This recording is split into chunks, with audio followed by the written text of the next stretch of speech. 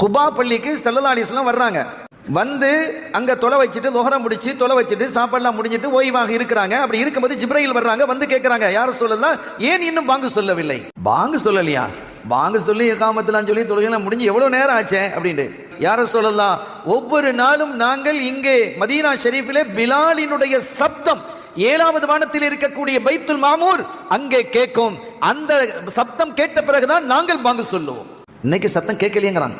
இவ்வளவு நாள் கேட்டது, இன்று அப்படி சப்தம் கேட்கவில்லையே என்று சொன்ன பொழுது ஸல்லல்லாஹு அலைஹி வஸல்லம் சொன்னாங்க, பிலாலை இன்னைக்கு ஒரு பணிக்காக நான் அனுப்பி இருக்கிறேன், இன்னைக்கு வேற ஆளும் பாங்கு சொன்னார்.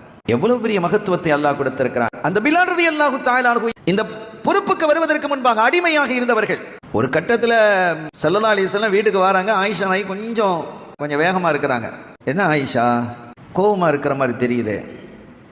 நாயகமே, பிலாலுக்கு நீங்கள் கொடுக்கக்கூடிய செல்லம் அதிகமாக செல்லம் கொடுக்குறீங்க நாயகமே, கொஞ்சம் கண்டிச்சு வைங்க. இப்ப என்ன ஆச்சு, என்ன ஆயிஷா? இருந்ததே ஒரு கோப்பை, தண்ணீர் குடிப்பதாக இருந்தாலும் பால் குடிப்பதாக இருந்தாலும் எந்த ஒன்றையும் அந்த கோப்பையில் தான் நீங்க சாப்பிடுவீங்க.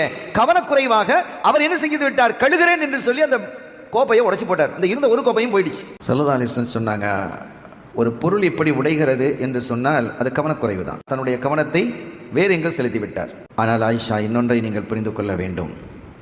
பிலால் தன்னுடைய கவனத்தை வேறு பக்கம் திருப்புகிறார் என்றால் என் பக்கமாக மட்டுமே இருக்கும், வேறு எந்த பக்கம் இருக்காது.